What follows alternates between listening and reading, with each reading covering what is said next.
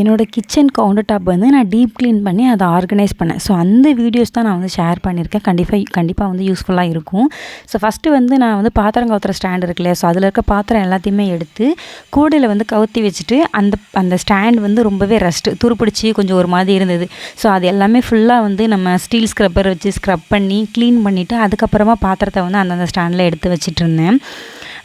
So வந்து பாத்திரத்தை வந்து நம்ம ஈரத்தோடு கவுத்துறனால தான் அந்த ப்ராப்ளம்ஸ் வருது. ஸோ நெக்ஸ்ட் டைம் வந்து அந்த மாதிரி பண்ணக்கூடாது அப்படின்ட்டு இருக்கிறேன். இதோட ஃபுல் வீடியோ வந்து நான் லாங் வீடியோவாக வந்து கீழே டேக் பண்ணியிருக்கேன். ஸோ கண்டிப்பாக செக் அவுட் பண்ணி பாருங்கள், ரொம்பவே யூஸ்ஃபுல்லாக இருக்கும்னு நினைக்கிறேன். ஸோ ஃபைனலி வந்து என்னோடய கவுண்டர் டாப் வந்து நான் இந்த மாதிரி தான் வந்து ஆர்கனைஸ் பண்ணி வச்சுருந்தேன்.